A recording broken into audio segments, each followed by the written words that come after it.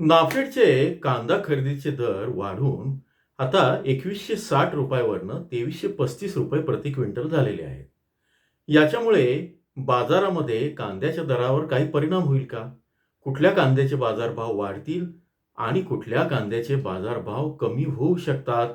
येणाऱ्या काळामध्ये या बाजारभावाचा दीर्घ काळासाठी काही उपयोग होईल का? अशा अनेक शंका शेतकऱ्यांच्या मनात आहे. त्या सगळ्यांची उत्तरं आपण सविस्तर जाणून घेणार आहोत. नमस्कार. ॲग्रो शिवारमध्ये आपल्या सर्वांचं स्वागत आहे. आज आहे गुरुवार, तारीख आहे 30 जुलै 2026.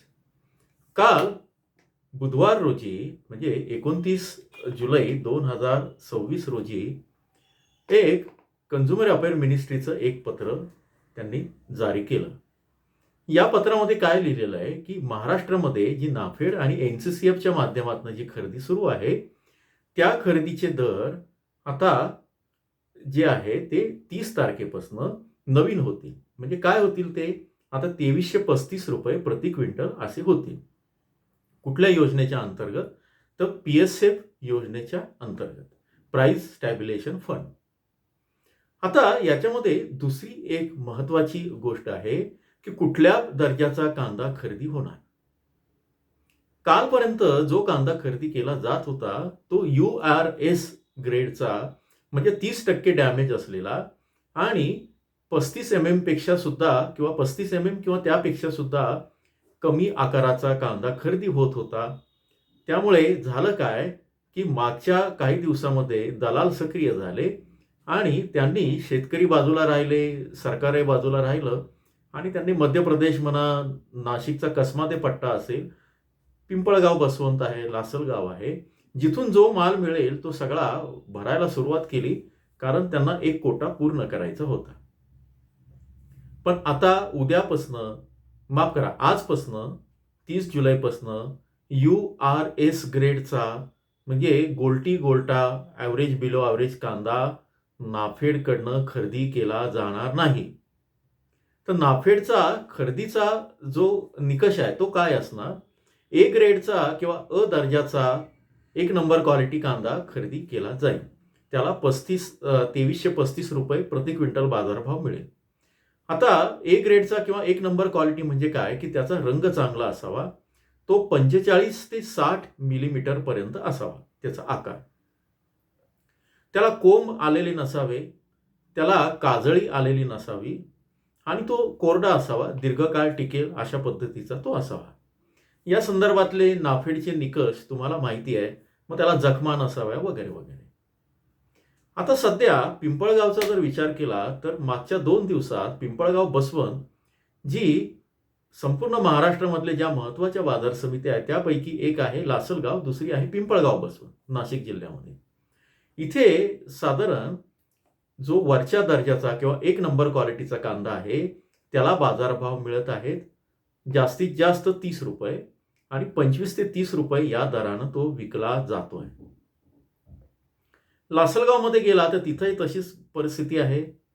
कळवण, सटाणा, देवळा या परिसरातही साधारण ₹25च्या आसपास किंवा 24 ते ₹25 अ दर्जाचा A ग्रेडचा किंवा चांगला कांदा विकला जातोय. त्यामुळे अनेक ठिकाणी ज्या ठिकाणी या कांद्याचे बाजारभाव कमी आहेत किंवा ₹22 आहेत, ₹23 आहेत, अशा बाजार समित्यांमध्ये या ग्रेडच्या कांद्याचा आजपासनं किंवा उद्यापासनं एखाद्या दुसऱ्या रुपयांमध्ये वाढ होऊ शकते. म्हणजे तुमचा चांगला कांदा आहे, तुम्ही नाशिक जिल्ह्यामधले आहात आणि थोडेसे छत्रपती संभाजीनगर, थोडासा नाशिकला लागून असलेला भाग म्हणजे संगमनेर, कोपरगाव आणि अहिल्यानगरचा थोडासा भाग, या ठिकाणी असाल तर तुमच्या कांद्याच्या 1 नंबर क्वालिटीचा जो कांदा आहे त्याला ₹1 ते ₹1.5 वाढू शकतो. विशेषतः जे अहिल्यानगरमध्ये आहेत किंवा जे पुण्याच्या परिसरात आहेत, फार पुणे, सोलापूर, सातारा, कोल्हापूर या ठिकाणी या कांद्याच्या खरेदीचा परिणाम पूर्वी पण कमी होता, आत्ताही फार होणार नाही. अगदी कमी होईल की ज्या व्यापाऱ्यांचं किंवा काही APOचं कनेक्शन असेल तर त्या ठिकाणी. नाफेडची खरेदी ही केवळ नाशिक जिल्ह्यामध्येच आहे आणि किती खरेदी आहे तर नाफेडला 1,00,000 मेट्रिक टन कांदा आहे खरेदीचं टार्गेट आणि NCCFची खरेदी मात्र नाशिक जिल्ह्याच्या बाहेर पण आहे. मागच्या वर्षी पारनेर आहे अहिल्यानगरमध्ये, पुण्यामध्ये काही 1-2 ठिकाणचे मार्केट होते, जुन्नर नारायणगाव जवळ आणि इकडे छत्रपती संभाजीनगरला वैजापूर, लासूर वैजापूर या परिसरातही काही शेतकरी उत्पादक कंपन्यांना या खरेदीचं कंत्राट मिळालेलं होतं. तर NCCF तर्फे आज जर समजा अशा ठिकाणी मिळालं असेल काम, तर त्या ठिकाणी त्या बाजारावर दबाव राहू शकतो. हे आपल्याला आज हा व्हिडिओ जरा लवकर करतो आहे, पण आज संध्याकाळपर्यंत आपल्याला जेव्हा बाजारभाव हातात येतील तेव्हा त्याची स्पष्ट जाणीव होईल. आता गोल्टी-गोल्ट्याचं काय करायचं? मी मागच्याच याच्यामध्ये म्हणजे परवा आणि रविवारी स्पष्ट संकेत दिलेले होते. अनेकांना रविवारचा तो व्हिडिओ आवडला नाही. त्यांनी काहींनी तर सांगितलं, तुम्ही परवाच सांगितलं आणि आता सांगितलं की भाव कमी होणार आहे. पण मी नाफेडच्या गोल्टी-गोल्टा आणि त्याची अनैसर्गिक पद्धतीनं किंवा मागच्या दारानं जी खरेदी होत होती, त्याची माझ्या मनात भीती होती. कारण 31 तारीख जवळ आलेली होती. नाफेडच्या खरेदीची मुदत जी आहे ती संपत आलेली होती. अशा स्थितीत गोल्टी-गोल्टाचे बाजारभाव त्यानंतर अचानक खाली आले, तर शेतकरी नव्हे तर सगळ्या मार्केटमध्ये एक वेगळा प्रसंग निर्माण होऊ शकतो. शेतकऱ्यांचं नुकसान होऊ शकतं. पण झालंय तसंच. आता जर तुम्ही आज गोल्टी-गोल्टा कांदा विकायला गेला, तर कुठे कमी होतील? आता उमराणे, देवळा आणि या परिसरामध्ये काही खाजगी मार्केट आहे, काही सरकारी मार्केट आहेत. या ठिकाणी गोल्टी-गोल्ट्याचे बाजारभाव कमी होऊ शकतात. कारण जास्त दलाल्या आणि जास्त भ्रष्टाचार इथंच चाललेला आहे आणि मागच्या आठवड्यापर्यंत म्हणजे साधारण 10 दिवसांपूर्वी 12 जुलैपर्यंतची गोष्ट आहे. 12 ते 13 जुलैपर्यंत नाफेड NCCFची मिळून खरेदी जी झाली होती, ती अवघी 16,000 मेट्रिक टन होती. त्यानंतरच्या 8-10 दिवसामध्ये या दलालांनी सगळं चित्र बदलवलं. ते मध्य प्रदेशमध्ये गेले, शेतकऱ्यांच्या दारात गेले वगैरे वगैरे आणि तिथून कांदा खरेदी केला आणि पुन्हा ती स्थिती बदलली. पण आता ज्या शेतकऱ्यांना जी अपेक्षा आहे, त्या अपेक्षेपेक्षा जी नॅचरल वाढ होती, म्हणजे 12 जुलैच्या आधी तुम्हाला गोल्टी-गोल्ट्याला जो बाजारभाव मिळत होता, तो आता मिळेल संपूर्ण नाशिक पट्ट्यामध्ये. सिन्नर पण आलं त्याच्यामध्ये. नांदगावही आलं. नांदगावला पण सोसायटी आहेत. पण हा भ्रष्टाचार कोण करतंय त्याच्यावर पण आहे. हा सगळ्यात जास्त दलाल्या चाललाय हा भाग जो आहे तो देवळ्यामध्ये होतो आहे. हे नैसर्गिक ते दलाल्या करणारे लोक आहेत, तर तो वेगळा विषय आहे. त्याबद्दल आपण नंतर केव्हा तरी बोलू. आता माझ्या फायद्याचं काय आहे, की माझ्या गोल्टी-गोल्ट्याला ॲव्हरेज मीडियम कांद्याला बाजारभाव 2 ते 3 रुपयांनी किंवा 5 रुपयांनी कमी होतील. जो कालपर्यंत मी कांदा नाफेडसाठी म्हणा किंवा ओळखी-पाळखीतनं व्यापाऱ्यांना दिला, काहींनी मला फोन केले शेतकरी म्हणून. तर त्या कांद्याला माझा तुमचा जो कांदा आहे, त्या कांद्याचे दर आता 16 ते 20 रुपये जो बाजारभाव होता, तो आता कमी होईल. तो कदाचित 3 ते 4 रुपयांनी कमी होऊ शकेल. पण सरासरी ॲव्हरेज क्वालिटीचा जो कांदा आहे किंवा गोल्टी-गोल्टा ॲव्हरेज क्वालिटीचा कांदा हा 14 ते 15 रुपयापर्यंत राहू शकतो. त्याखाली येणार नाही. याचं कारण खाद आणि चोपडा जो आहे, त्याचे सुद्धा बाजारभाव 700 ते 1200 रुपये आहेत. हा पण विचार करा. त्यामुळे तुम्हाला भीतीचं कारण नाहीये. अनेक ठिकाणी नगरच्या घोडेगाव मार्केटमध्ये किंवा बाजूच्या परिसरामध्ये कालपासून आवक घटलेली आहे. म्हणजे त्यांना आता आवक येईल की नाही अशी स्थिती आहे. या घटलेल्या आवकेमुळे तुमच्या कांद्याच्या बाजारभावावर भाव घटणार आहे, असा जो दबाव आहे, तो दबाव आता नाहीसा होईल आणि बाजारभाव टिकून राहतील, फार पडणार नाही. दुसऱ्या बाजूला चांगल्या क्वालिटीचा माल जो आहे, तो व्यापारी अचानक 2 आणि 5 रुपये वाढ करणार नाही. एखादा रुपये 50 पैसे वाढतील. म्हणजे नाफेड किती आहे? 2335 घेताय ना, तर मी तुम्हाला साधारण 2350 रुपये देईल. असं होऊ शकतं. पण केव्हा? ज्यावेळेस तुम्ही नाफेडच्या केंद्रावर कांदा घेऊन जाल, व्यापाऱ्यांना किंवा मार्केट व्यवस्थेला असं लक्षात आलंय, की शेतकरी नाफेडकडे स्वतः कांदा नेत नाहीये, दलालच शेतकऱ्यांचा कांदा जो घेऊन त्यांनी उखळ पांढरं केलं, त्यामुळे ना शेतकऱ्यांचा फायदा झाला, ना व्यापाऱ्यांचा किंवा मार्केटचा फायदा झाला.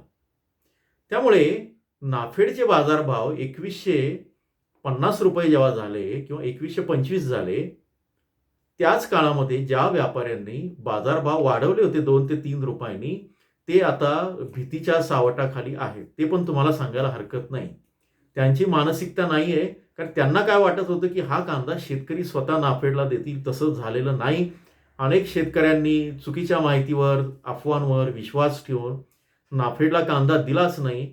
त्यामुळे जी नैसर्गिक वाढ यायला पाहिजे होती तशी झाली नाही. उलट दलालांचा, साठेबाजांचा जो घाणेरडा थर्ड क्लास क्वालिटीचा कांदा आहे, आजही तो बाजारात येईल आणि असं होऊ शकतं, की तुमच्याकडनं उद्या आणखी एक थोडीशी शक्यता आहे. मी व्हिडिओ फार लांबवतोय असं जर वाटत असेल तर 2-3 मिनिटं घेतो फक्त, कारण महत्त्वाचं आहे.